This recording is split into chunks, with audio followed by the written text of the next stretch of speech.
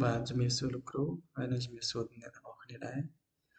ថ្ងៃនេះខ្ញុំមានការងារមួយសម្រាប់ term 2អញ្ចឹងការងារទី1នៅក្នុងការងារនេះដែរគឺមាន9ចំណុចមាន9ចំណុចនៅក្នុងដែលខ្ញុំបានណត់ទុកហើយក្នុងការងារទី1នេះគឺ create group អញ្ចឹងខ្ញុំអាច comment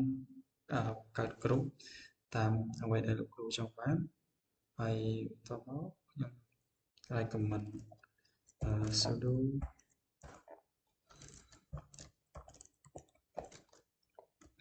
group add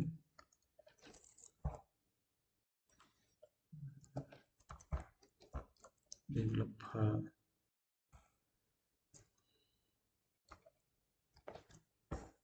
បាទហើយខ្ញុំកើមួយទៀត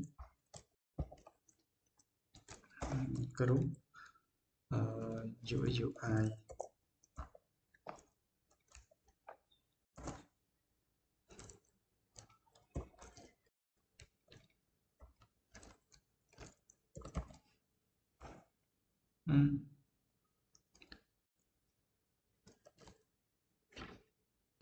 បាទជាសិស្សគ្រូឡើយនេះខ្ញុំ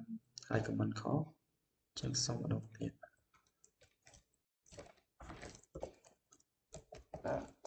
ចូលទៅ group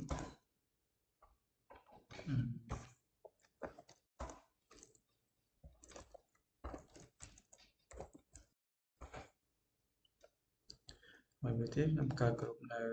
day off group នេះដែរ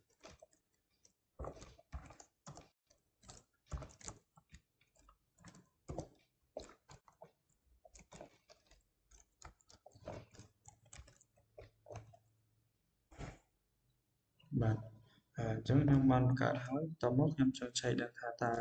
group ទាំង3ហ្នឹងតើខ្ញុំបង្កើតបាន success ហើយអញ្ចឹងsudo cat ដើម្បីឆែកមើលថា group ខ្ញុំបង្កើតបានឬនៅ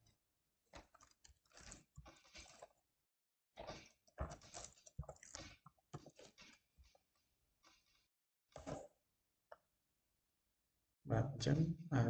group ដែលខ្ញុំបានបង្កើតនោះគឺបានជោគជ័យហើយសម្រាប់អ្វីដែលខ្ញុំបានបង្កើត group ที่មាន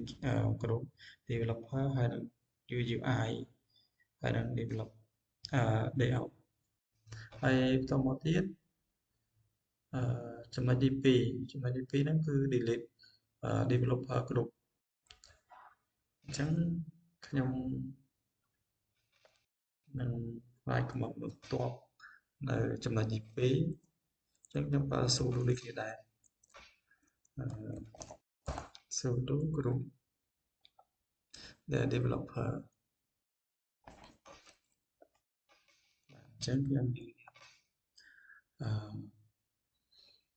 delete group មួយនៅក្នុងចំណោម group ទាំង3ដែលខ្ញុំបានបង្កើត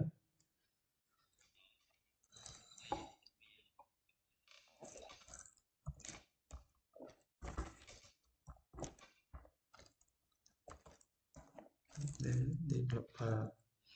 ដែលខ្ញុំចង់លុបចោល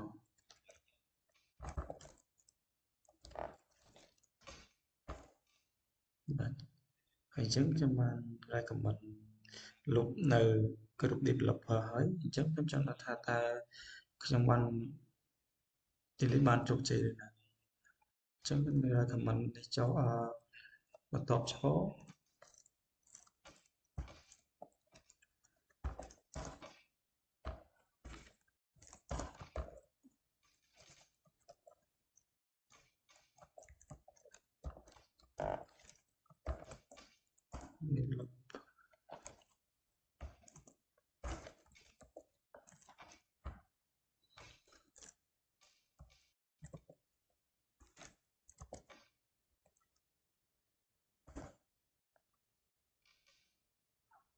មកជាសិស្សក៏កន្លែងនេះខ្ញុំបាន recommend ខុស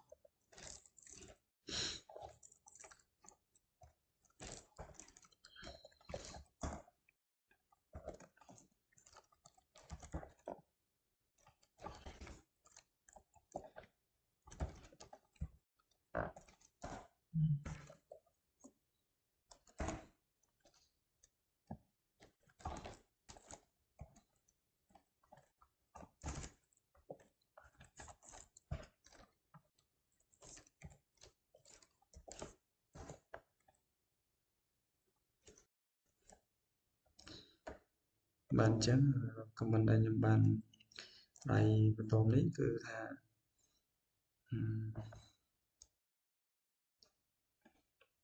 chạy chạy cực đây nhưng bạn bạn để lên đó cứ việc bạn sau thì giống như này tha về bạn để lên bạn cho chạy hay hay tóm mất tiết cứ năm thua này trong này thì 7 trong thì về nó cứ create back hay là lý chẳng trong cả group này là một với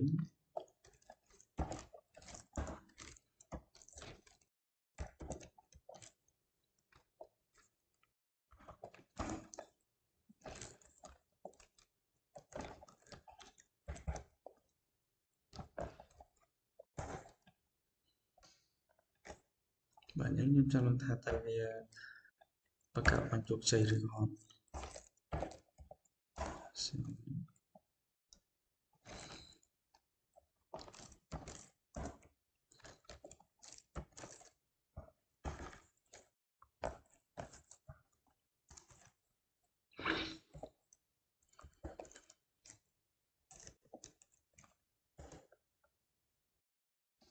bạn chẳng group này nhưng bạn cả nó cứ vì bạn một mình hỏi developer đấy hay tóm mất tiết cứ khi thua nơi chấm mấy thì buồn nó cứ create file developer nóจำนวนใบฟ้ามาใน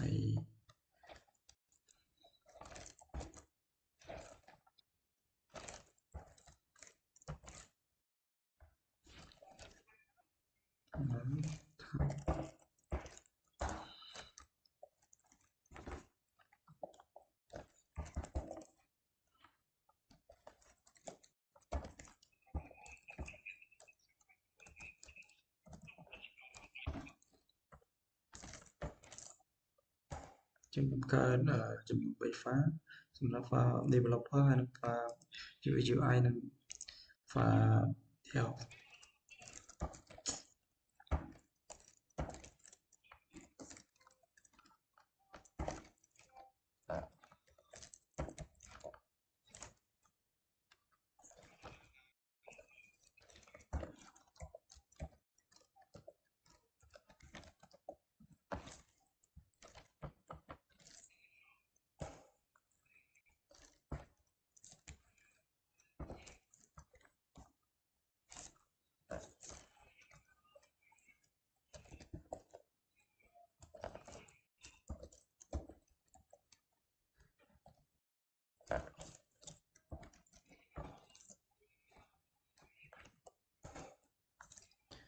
banyakចំណុចទី4គឺខ្ញុំបានបង្កើតfile developer ហើយនិង UI និង layout បាទហើយតទៅទៀតខ្ញុំចង់ដឹងថាតើនៅក្នុង file 3ហ្នឹងគឺខ្ញុំបង្កើតបានសម្រាប់ហើយឬនៅអញ្ចឹងនេះចំណុចទី5គឺខ្ញុំចង់ដឹងវាលេខ ASLOC text នេះអញ្ចឹងខ្ញុំបើ comment LA underscore L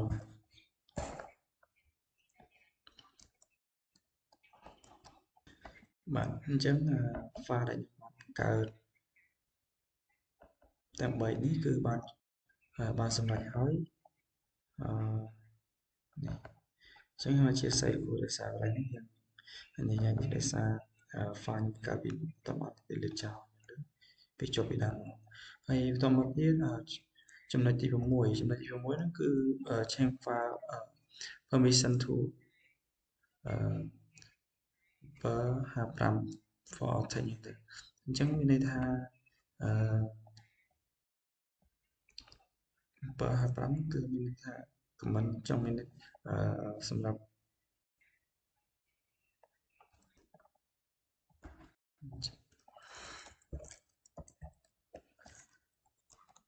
ចាំ per 55 5នេះគឺមានន័យថានៅក្នុងក្រុមមួយតែតែមាននៅក្នុង user អញ្ចឹងនៅក្នុង user មួយគឺមានដូចជាថា user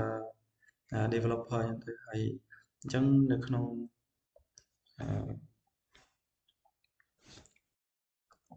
file នៅក្នុង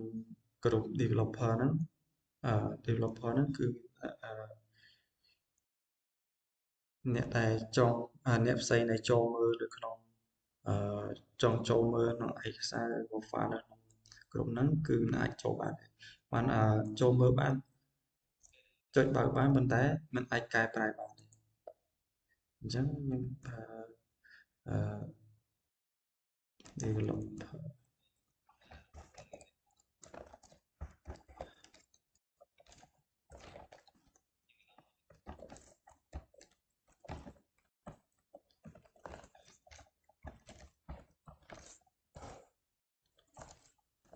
បាទជាសេលក៏ខុសតិចខុសមិន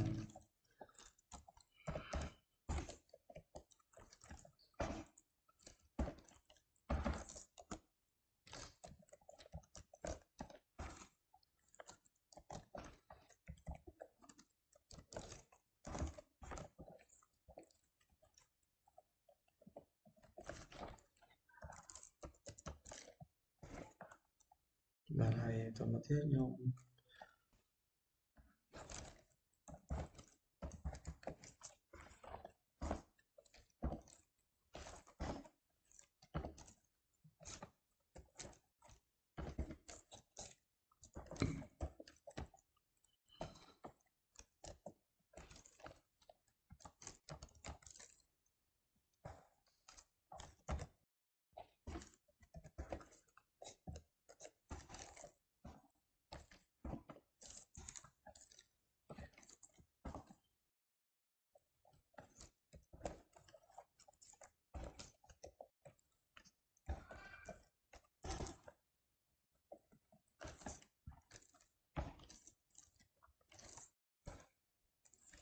បាទអញ្ចឹងខ្ញុំសូមបញ្ជាក់មួយទៀតកន្លែង comment នេះគឺ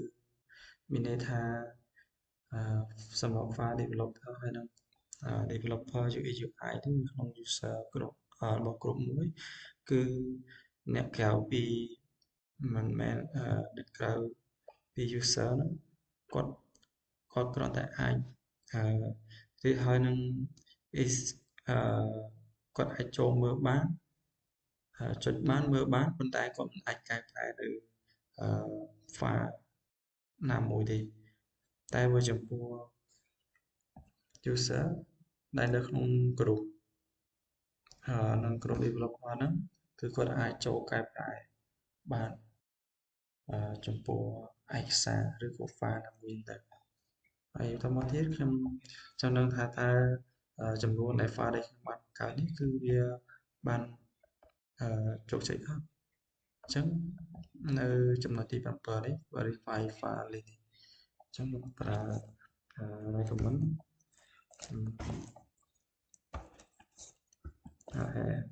ស្គាល់បានបាទអញ្ចឹងនេះសម្រាប់ file ដែលខ្ញុំបានបង្កើតមិញនេះដែរ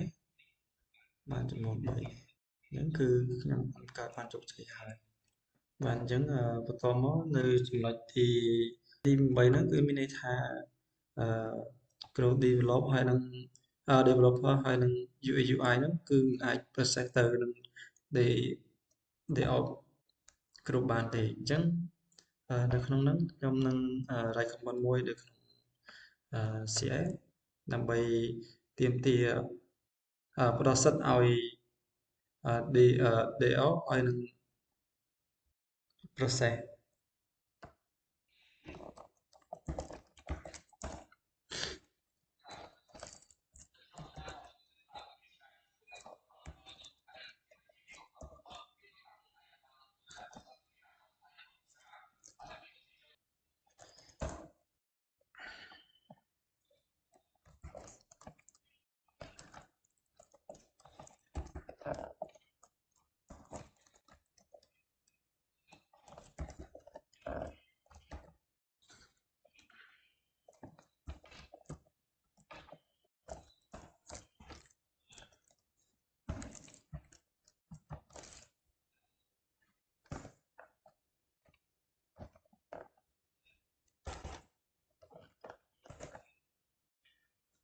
ហើយបន្តមកទៀតខ្ញុំចង់បទសិទ្ធថាបានអញ្ចឹងcomment មួយទៀតនេះគឺសំដៅទៅលើខ្ញុំបទសិទ្ធចង់មិនចង់ឲ្យuser ផ្សេងចូលទៅក្នុង user ដោយអស់នេះទេអញ្ចឹងខ្ញុំបើ seed comment cmod ch mod លេខកូដ150